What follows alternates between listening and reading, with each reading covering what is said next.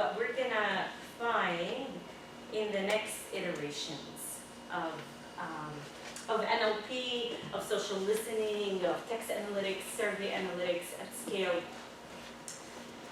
It is often the case, anybody who consumes a software that uses natural language processing will tell you, it does okay job, I still need my analyst to go and make sure it's doing it right, it misses nuances, I'm not sure about the accuracy here and there. Yeah, I see a lot of nods. The reason for that is that many times when you're interacting with the tool, you want to click a button and get a solution, right?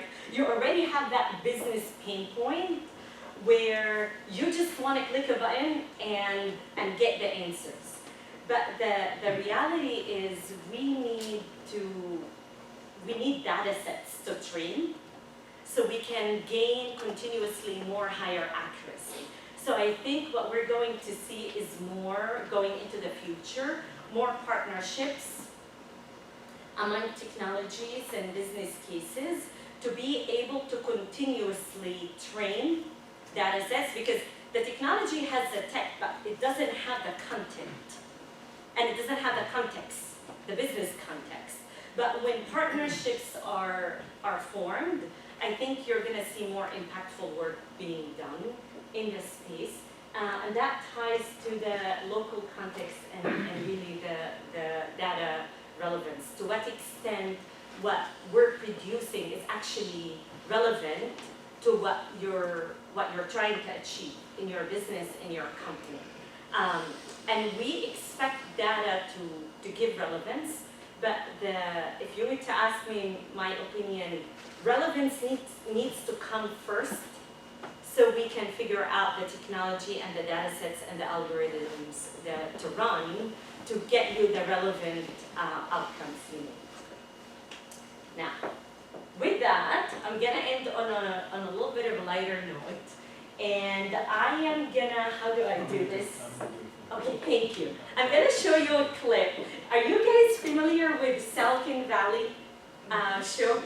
Okay, there is this one episode and it's a 1-minute clip that I think summarizes very nicely everything we've been talking about in a way that is everybody can relate to. Ready? Please, God. What will you say if I told you there is an app on the market? We're past that part. Just demo it. Okay. Let's start with a hot dog.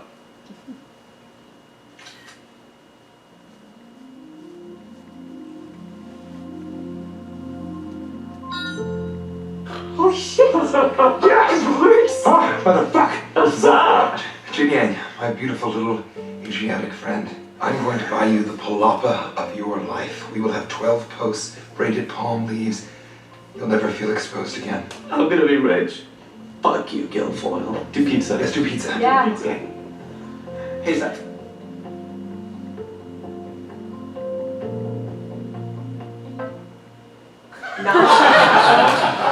Wait, what the fuck? That's it? It only does hot dogs? No, and a not hot dog. And that's a serendipity. Thank you guys. The continuation of that episode, it's really worth watching. So they figure out that they need to go out and manually train, right? The non-hot dogs. And the main engineer doesn't want to do it. He's like, it's boring work. So then go to undergrads to have them do it as part of an assignment, basically. And they get sued for hiring undergrads to employ to take photos. And yeah, it's a fun episode, but it captures what NLP training is about. Oh, I don't know. Right. So actually, let's put all of you three of you in the hot seats up here for Q&A.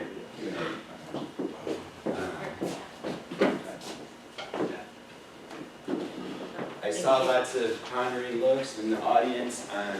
Before we get off though, I know you're all fascinated with these people and you want to know where they came from. And you're like, I want to go into a career in this area. So if you just tell us a little bit how you got to where you are in terms of doing social. I'm going to ask a double-barrel question too. then I want to know something fun about you. Okay? So we'll go down the road starting with Ben, but I want to know, because you're researchers, what's the most embarrassing, most interesting, most bizarre thing anybody's ever asked you to do in terms of a data point or a research project or that you're comfortable sharing with the group? Sure. So first, how did you get here, and then what do you? First, how did I get here? Right. That's okay. That's a very long story. Okay. So I, as Brenda mentioned in the beginning, I have an undergrad in accounting. So I did accounting at URI because I thought I was interested in finance and accounting, and I was going to do the whole 5-year master's program and try to go big for and all that. And I just realized I had no interest in that. So I went into a corporate accounting function with a company called Textron. They were in defense contracting as well as other industrials. Ended up working for a golf cart company down in Georgia in their accounting department. And it was interesting. I ended up one day getting a call from J&J, who I interned with previously in college, and went back to J&J in their finance organization. So I was supporting IT in the finance organization. And J&J is a large and very interesting company. We're in pharmaceuticals, medical devices, and consumer products. And there I was sitting, finance supporting enterprise IT. And I just wasn't very interested in what I was doing. I wanted to get closer to the business, closer to the action, really. So I decided I wanted to try to get into some type of marketing role. Somewhere in between then, I started my MBA at NYU, which I did with a marketing focus.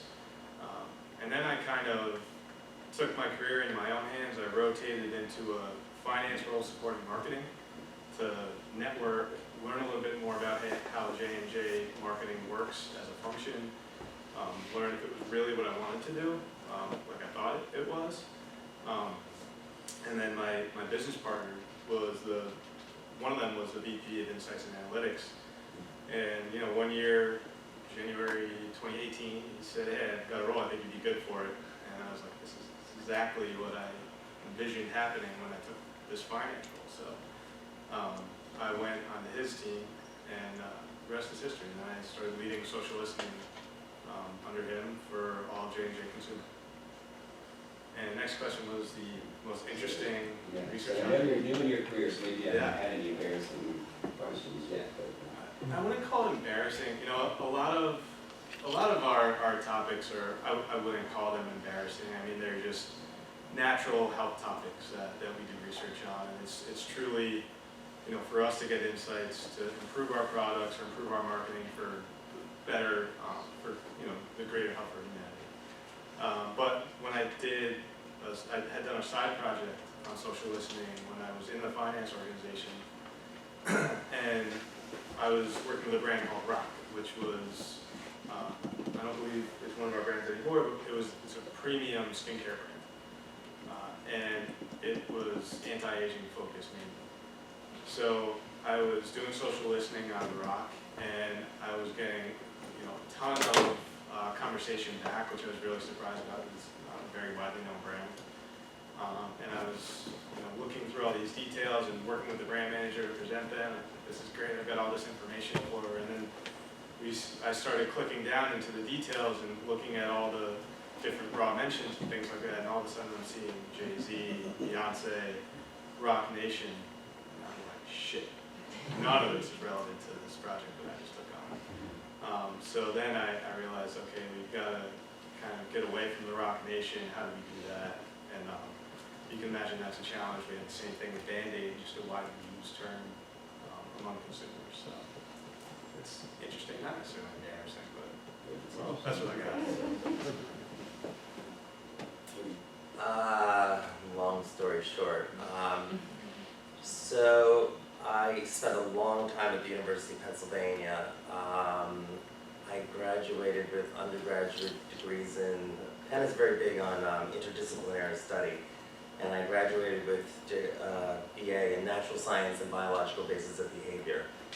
I knew I wanted to pursue a master's and PhD in some area regarding social science research. I did not know exactly what or where I would find it.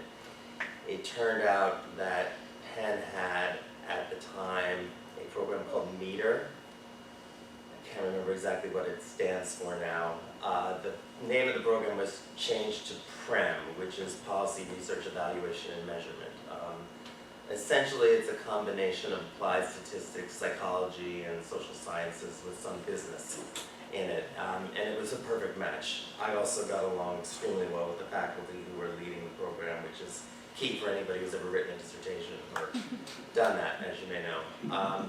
I also, at the time, was working at Penn.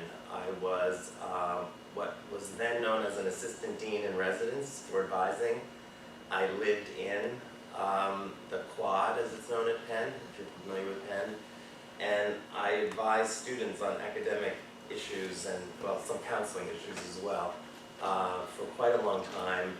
And then I was eventually, I guess, promoted to be the lead for student research, both for undergraduate and graduates at Penn. Within the Division of University Life, I was the guy who did surveys with students, to some extent with faculty.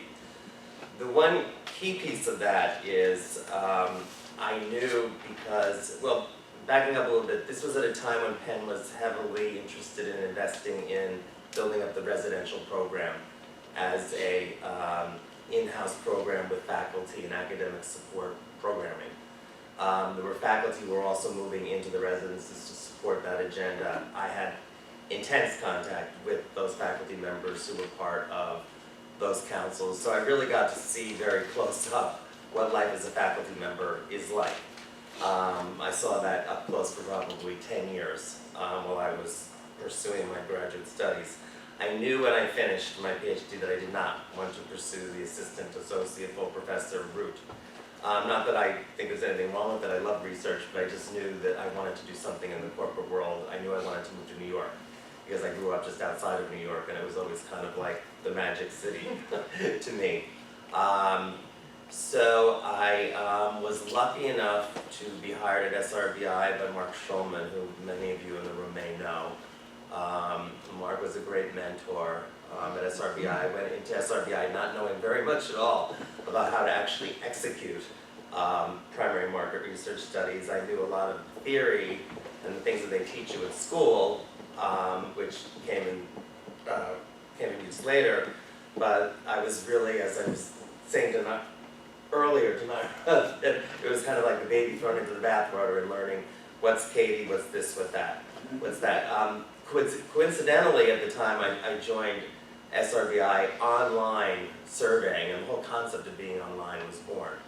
And many people were thinking about applications, and there was great debate, as many of you probably know, about online surveying. But SRBI started to get into this conversation about the business of online surveying. After SRBI, I went to a management consulting firm called ZS in Princeton. The commuting from New York to Princeton is another story, but I did have what I call a mini MBA experience with management consultants in the pharmaceutical industry for a year. Unbeknownst to me at the time I was hired, they had a separate agenda of starting a new business known as Cozent, which would be an e-health company dedicated exclusively to surveys with high-prescribing physicians in high-value markets. And I was one of the co-founders of Cozent, so I went through the whole shebang. Brand development, selecting survey tools, go-to-market strategy, you name it. It was, I call it the MBA within 1 year program. I found the commute very taxing. I found the pace of life at a startup difficult. Good, we'll talk about that.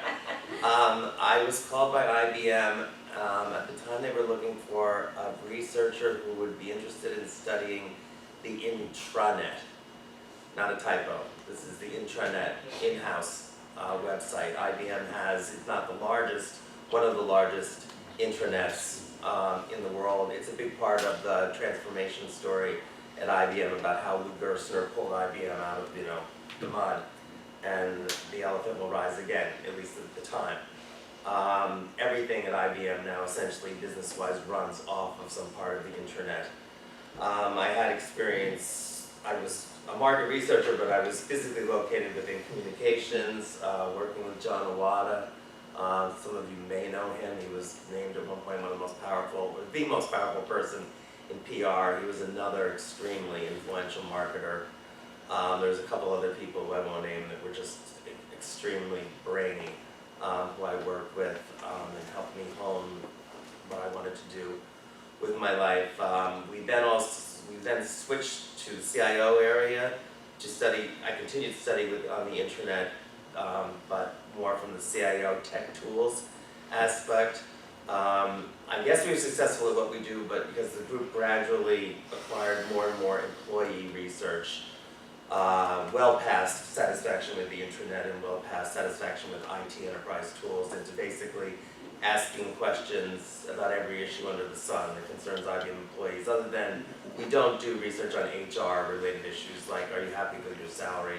Are you happy with your manager? That's handled by another unit. But when people want to understand what IBMers think about strategy or think about a particular transformation issue, our group generally does that. Then again, unbeknownst to me, because at the time most of our work was online surveying, social media was born.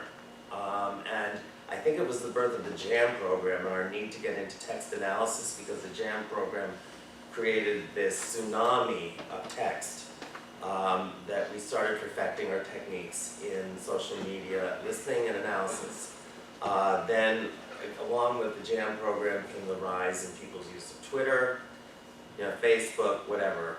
I should mention that we've talked a lot about text, but it's not only in the long run about text. There's also visual imagery, audio imagery, and other things that are coming down the pipe. But certainly most of things now are concentrated on text. So that's like long story short. I can't talk about the most embarrassing stuff I've been asked to study. The most bizarre. I've been asked to study a lot of stuff.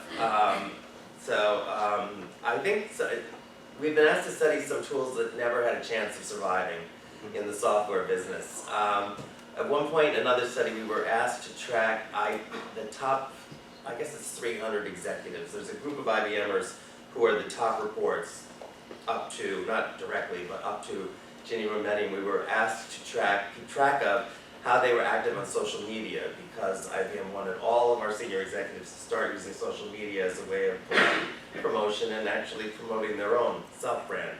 So we started a program and a scorecard where we actually tracked how many times executives were posting on Twitter, on our in-house Lotus Connections tool, on all sorts of different venues, and we actually created an algorithm or score for them based on this. And we put a lot of time and effort into this. Long story short, that effort went out the window. It's no longer tracked, because now it's a given that people need to do this. Executives are clamoring, if not hiring staff to support their social media efforts and initiatives. We have a chief digital officer. All sorts of things have happened, but we spent a whole lot of time on our monitoring of social media usage, only to have it now be a kind of de facto thing that people must do. End of story. So I started my journey actually in the not-for-profit world. So a little bit of background. I'm Palestinian, grew up in Israel, one of those complex identities. And early on I was interested in studying and more importantly helping kids who were traumatized on both the Israelis and the Palestinian side in the early 2000s particularly. And there was a turning point for me. We got this big grants and we were trying to figure out whether we should spend it helping kids with sports and horse riding or art classes. And it got pretty heated in the room. And I remember the moment of asking, do we know which one works best? Because emotions run high and everybody has very formed opinion, I pretty quickly in my life had this value proposition that data-driven decision making can lead to better and smarter world, regardless what you do in your life. Then I sort of switched from the non-for-profit world, and I decided to pursue it all the way to get my PhD here at Columbia University, Then went to actually the corporate world after that. Ran R&D for a few years across industry where we consulted, so I get a chance to work with finance, pharma, tech, fashion, and everything in between. And then I got my appointment at the same time from NYU, right? Like full-time job, and everybody went like, "Oh wow, you're gonna like be a professor." And I was one of those teaching stats classes and research classes, and most people just struggled and they got frustrated. But then, as I was leaving R&D, the jump to tech actually happened when I was one of my co-founders here, Tim, who's in the audience back then. So we're both mountain climbers, and we used to like go out and do high altitude mountain climbing. He was in the back then at Barclays, right, Tim? Yeah. And I was leading R&D, and we would complain about the things that are frustrating in our jobs. And one thing that I sort of expressed, which Tim, then I give him the credit of pushing us to actually do it and do something about it. I said, you know, I used to say, I feel like I go to work failing every single day, and I'm not used to failing. And the reason I felt failing, I was failing because somebody would come into my office and say, Nara, we need a cut of data, like survey data. And I would say, give me 2 weeks, because there are other 50 requests coming my way. And my boss couldn't understand, because he wasn't an analyst or a statistician, couldn't understand why sometimes I would say, give me 5 minutes, versus sometimes I would say, oh, I need 4 weeks. Because it all depended on the structure of the data. And the fact that the space was fragmented. So you had the survey tools collecting the data, you had the analyst tools like analyzing the data, which by the way, you needed somebody who knows what they're doing. And then you needed visualization tool. So you ended up going through all of these iterations of things, and I just used to talk with Tim about it and say, like, this is craziness. Like, I think we should be able to get things, like the answers that we need pretty quickly. And so we started our tech company, Cytex, with the vision and mission to really solve for the fragmentation in the space, for expertise, because expertise doesn't scale, and for one of the most precious elements, which is nobody can give us back in life, and that is time.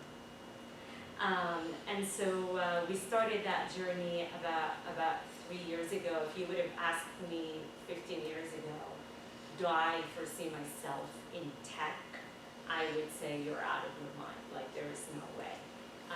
But here I am. An embarrassing, funny story.